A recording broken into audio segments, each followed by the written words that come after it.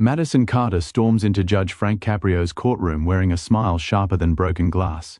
19 years old, raised in a mansion, protected by wealth, and convinced nothing can touch her. But today, for the first time in her life, someone finally stands between her and the world she thinks she owns, someone who cannot be bought. This story follows a young woman who grows up in a world built to shield her from every mistake. Madison, daughter of a powerful senator, lives as if rules bend around her. Late nights in flashy clubs, fast drives in her new BMW, and every problem wiped clean with a single phone call. But the moment she enters Judge Frank Caprio's courtroom, her world begins to shift. Because this isn't a place where last names open doors. This is where truth speaks louder than power, and where arrogance meets reality. Today starts as just another morning for Madison, but it ends as something she never expects, a lesson that touches millions. And it all begins with one disrespect that shakes the entire room. Madison Carter walks into Judge Frank Caprio's courtroom like she owns every inch of it. 19 years old, wrapped in a pink Chanel blazer, a Prada purse hanging from her elbow, and her designer sunglasses still on even though she's indoors. Her glossy Louis Vuitton heels click against the floor in a rhythm that screams one thing: entitlement. She doesn't greet anyone. She doesn't acknowledge anyone. She doesn't even pause before stepping to the defendant's podium. Instead, she keeps scrolling through her iPhone, tapping her manicured nails against the screen as though the entire courtroom exists only to wait for her. Very person in the room turns, sensing the storm of attitude sweeping in behind her. Whispers spread from bench to bench. Court staff exchange uneasy glances. Because everyone already knows who she is, the senator's daughter. The girl who's been pulled over for speeding 5 times in the last 3 months and walked away with nothing but a warning each time. O'Day, she faces a stack of unpaid parking violations, reckless driving citations, and a charge for verbally abusing a local officer. But Madison stands there as if she's waiting for a waiter to bring her a drink. Judge Frank Caprio, calm and composed as always, reads her name aloud. Madison. Doesn't look up. Instead, she lifts a finger, one perfectly polished with glittering gel paint, and motions at him to wait. A wave of shock rolls across the courtroom, because no one, absolutely no one, has ever done that to Judge Caprio. Madison finally ends her call, sighs loudly, and mutters, "Can we make this quick? My dad has a meeting downtown, and I'm already late." Her voice drips with the kind of privilege that builds walls between people. And in that moment, every jaw in the room tightens. Judge Caprio, with patience forged from years of serving justice, asks her a simple question about her unpaid violations. But Madison doesn't answer. She rolls her eyes, tosses her hair, and mutters under her breath, "This whole thing is stupid." A tense silence spreads across the room. Because everyone knows what comes next. Or do they? What happens when unearned pride collides with unwavering fairness? Have you ever seen someone so confident in their privilege that they can't even imagine consequences touching them? Madison smirks, leaning on the podium as though posing for a designer ad. "Can we just skip to the fine? My dad will handle it," she says. But this time, Judge Cap. Rio's tone shifts. It's subtle but powerful, like the first rumble before a storm.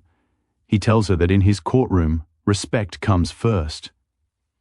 Madison laughs, not a nervous laugh, not an embarrassed laugh, a mocking laugh. The kind that echoes against marble walls and sends a chill through when listening. An older woman sitting in the back wipes a tear from her eye, whispering that young people like Madison scare her for the future. A man beside her shakes his head, saying he's never seen disrespect like this in Judge Caprio's courtroom. But Madison doesn't care, because in her world consequences don't exist. Yet today, something is different. Today, the room feels heavy. Today, the judge looks deeper. Today, Madison's actions begin a chain reaction she never expects. And if you've ever met someone whose attitude could light a fire in an empty room, drop a comment below if you've seen entitlement like this in real life. Because Madison is about to learn a lesson that will echo far beyond these walls. Cliffhanger. But what happened next left the entire courtroom speechless. Judge Frank Caprio speaks Madison's name again, this time with a steady weight that quiets even the DE. Epist whispers. Madison finally looks up, removing her sunglasses with an exaggerated sigh.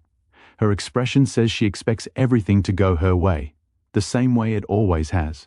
but the judge begins reading her violations one by one, and with each citation, the courtroom feels colder. Her first offense, reckless driving on a narrow residential street. Her second, parking in a handicap spot outside a community clinic. Her third, shouting insults at an officer who asked for her license. Each charge echoes like a warning bell. Madison shrugs them off, brushing invisible dust from her Chanel sleeves. "Those officers were dramatic," she mutters. "They love stopping me. It's their hobby." Judge Caprio pauses. His silence is sharp. Tense silence. Then he tells her he has statements submitted by local residents, clear, simple, honest accounts from people who witnessed her behavior. And for the first time, Madison's smirk tightens. He begins reading the first statement from a schoolteacher who describes Madison speeding past a crosswalk as children stepped forward. The words hang in the air like heavy chains. Madison rolls her eyes again, but something in her posture flickers. Something small, like the start of a crack. Then comes the second statement. A disabled veteran unable to park in the reserved spot because Madison left her BMW there just for a minute, even though she stayed inside a cafe for over an hour. The veteran describes walking 2 blocks with a cane, one slow step at a time, while Madison laughed with friends inside. The courtroom murmurs with disbelief. Madison's jaw tightens. "That's exaggerated," she whispers, but her voice is thinner now. Judge Caprio's next piece of evidence is a recorded statement from Officer Daniels, the officer Madison insulted. His account describes how Madison refused to hand over her license, told him to talk to her father, and threatened that his job was in danger. Madison crosses her arms, staring at the floor. The confidence begins to slip.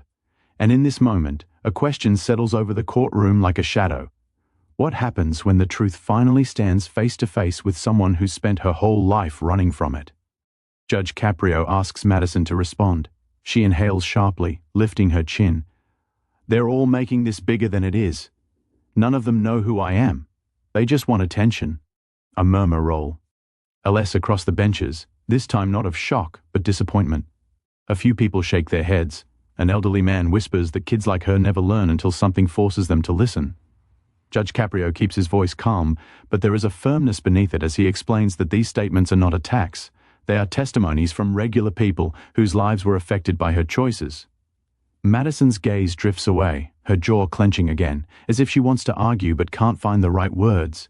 Then Judge Caprio reveals something that shifts the entire energy of the room, a final statement from a young mother who says Madison nearly hit her stroller while racing through a residential intersection.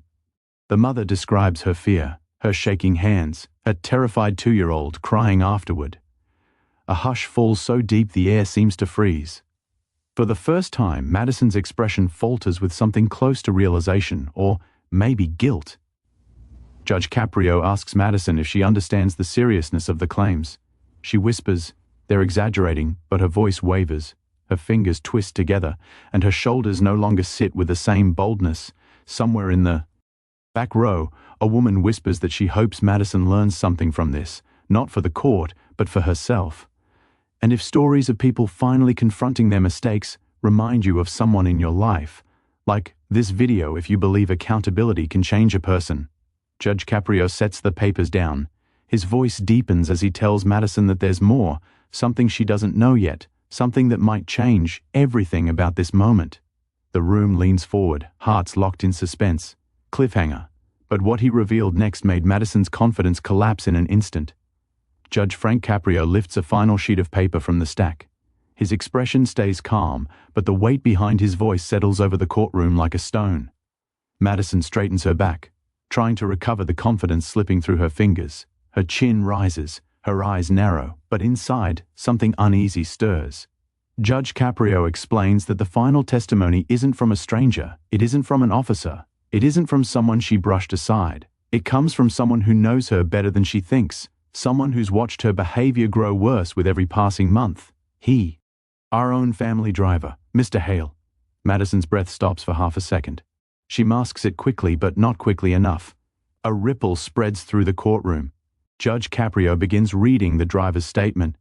It describes a young woman who treats every rule like an insult. A girl who once demanded he run a red light because she was tired of waiting.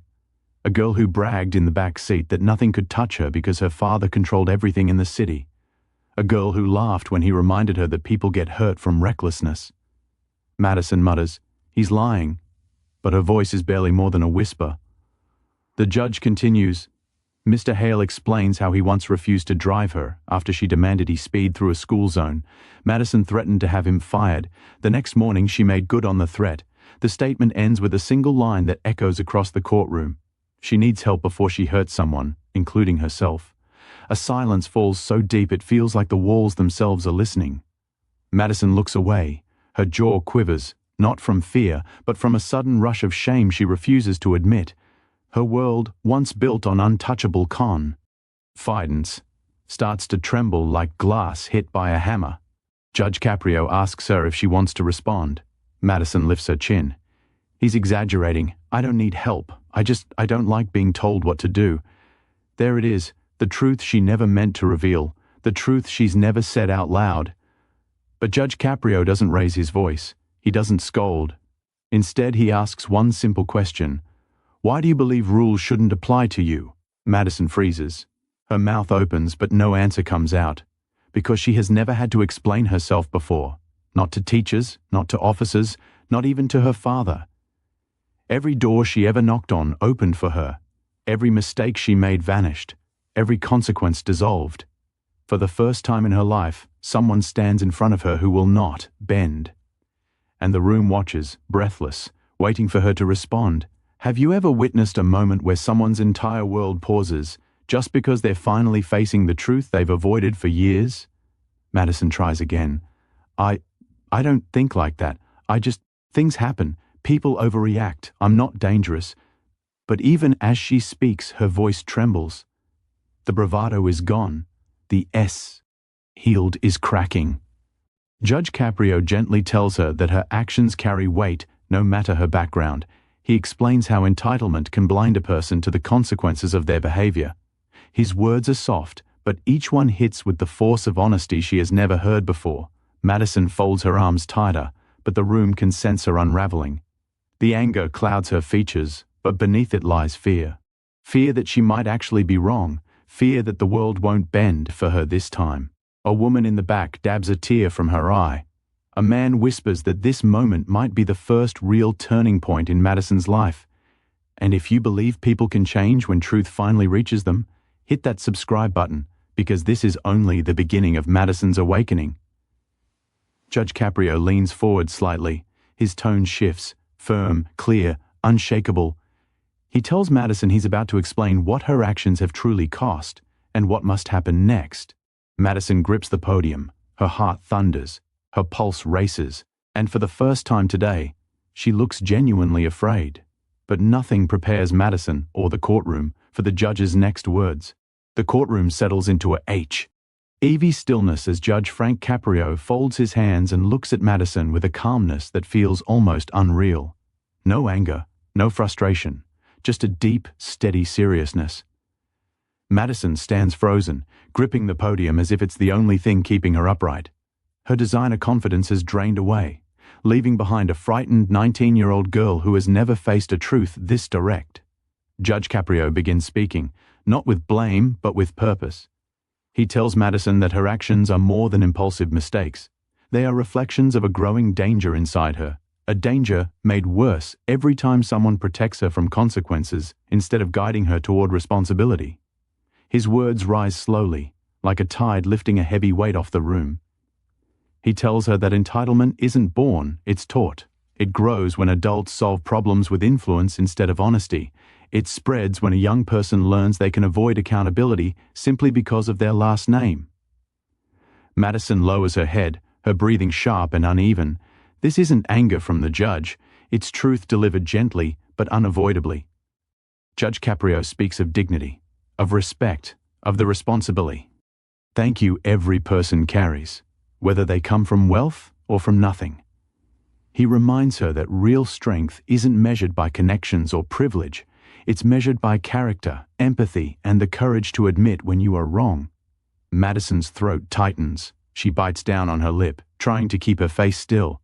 She doesn't want anyone to know how his words sink deep into her chest, tightening something she didn't know was loose. The judge pauses, then asks her a question that slices through the silence. Who do you want to become when no one's watching and no one can rescue you? The courtroom holds its breath. Madison blinks hard, but no answer forms. Because she has never asked herself that. No one ever forced her to. Judge Caprio continues. He speaks of the disabled veterans she ignored, the young mother she frightened, the children in the crosswalk she sped past without a second thought. He tells her those people are not names on a list. They are human beings who simply want to live safely in their own community. Madison's shoulders tremble. She wipes a tear before it escapes, trying to make the movement small, hidden. But the room feels it. Everyone senses the shift inside her, the beginning of humility pushing past the walls she built around herself. Then Judge Caprio reveals something no one expects. He tells Madison that he once knew a young man like her, confident, careless, certain the world owed him something. A young man who ignored every warning until one day, his choices cost him someone he loved. The judge explains how witnessing that loss changed the young man forever. How it taught him that arrogance is a fragile shield and consequences always find their way through. Madison's lips part in a quiet breath. The weight of the story presses on, her chest like a truth she didn't know she needed.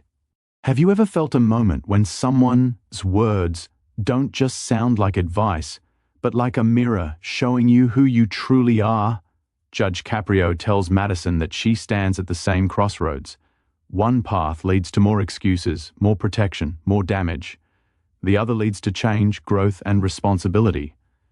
And he warns her that today will shape the rest of her life, whether she wants it to or not. He explains that her father's influence cannot erase what she has done, that power cannot protect her forever, that she is old enough to answer for her actions.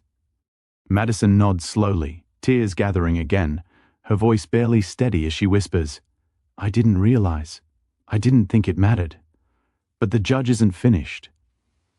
His voice deepens, gentle but unwavering, as he prepares to deliver the part of his speech that the courtroom will remember for years.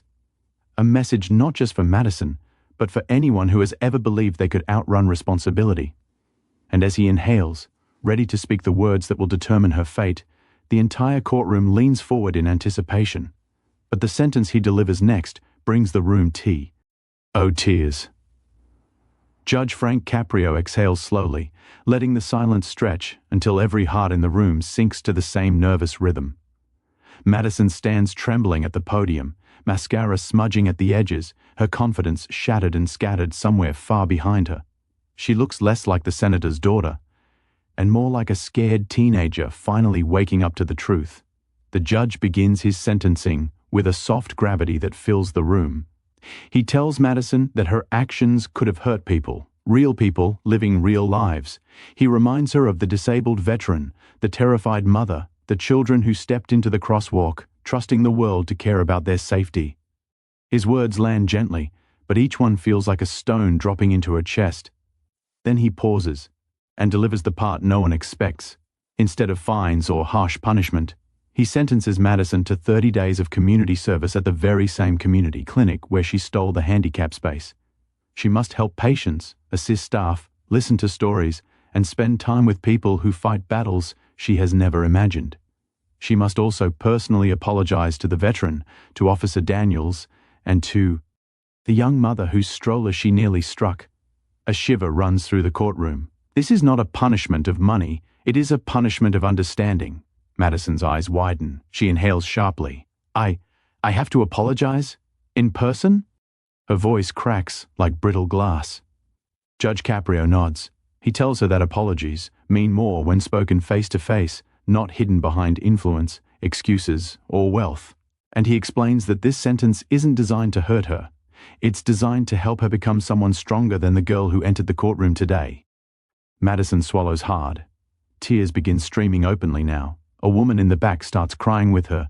An older gentleman whispers that this is the first time he's ever seen privilege break and rebuild in front of his eyes. Then the judge adds something final, something unexpected. He tells Madison that every week she must return to the courtroom, not as a defendant but as an observer, so she can understand how justice works for those without power behind them. She must listen. She must learn. She must witness lives far removed from the shield she has always lived under. Madison nods, wiping her face, whispering, "I'll do it. I promise. I'm sorry. And for the first time, the room believes her. Judge Caprio looks at her with a gentleness she doesn't understand until he says it. You're young. You can still become someone you're proud of. But today is your tea. Earning point. Don't waste it. The words land with such force that Madison covers her mouth to stop a sob. People crying. Her transformation is raw, painful, real. And in that moment, a question hangs in the air like a fragile light. Have you ever witnessed a person break apart and rebuild in the same breath, right before your eyes? Madison whispers again, barely audible, thank you, for not giving up on me. The judge nods, bangs the gavel gently, and closes the case. But the story doesn't end there. As Madison walks out, slowly, quietly, so unlike the girl who strutted in, she pauses at the courtroom door. She turns back, tears still glistening, and mouths a silent promise to herself. No more excuses, no more entitlement, no more hiding behind a last name. She steps into the hallway with a new kind of weight, a responsibility she has never carried before. In the weeks that follow, she keeps every part of her sentence. She helps patients at the clinic, apologizes to those she wronged, and sits in the back row of the courtroom, watching story after story of people fighting to survive. And little by little, humility takes root where entitlement once thrived. And if stories of real change inspire you, hit that subscribe button, because this transformation is one you will never forget. Because when privilege meets accountability, hearts can change, lives can shift, and even the most entitled souls can learn what it means to finally be human. And that is how a spoiled senator's daughter faced karma head-on and found redemption in the place she least expected. Madison Carter's story didn't end with anger or fines. It ended with tears, humility, and a lesson that will stay with her for the rest of her life. The girl who once believed the world owed her everything now understands that respect, responsibility, and empathy cannot be bought. She walks taller, but this time with a heart that has been opened and a life that has been realigned. Judge Frank Caprio's courtroom wasn't just a place for punishment that day. It became a classroom for humanity. Every person who witnessed Madison's journey learned that consequences aren't cruel, they are lessons waiting to be absorbed. That even the most entitled individuals can find a path to redemption if someone believes in guiding them instead of giving in to frustration. Her father, once frustrated by his daughter's arrogance, now sees her beginning to change. And the community that once shook their heads in disappointment now watches quietly as she works to repair the harm she caused. In the end, the spoiled senator's daughter learns what millions of ordinary people already know. Life respects responsibility, not privilege. If this story touched you, like this video, subscribe to the channel, hit the bell, and share it with someone who needs a reminder that accountability can change lives. Because sometimes, the hardest lessons are also the most life-changing, and the ones we remember forever. Drop a comment below if you believe in second chances, and never forget, true character is forged in moments just like this.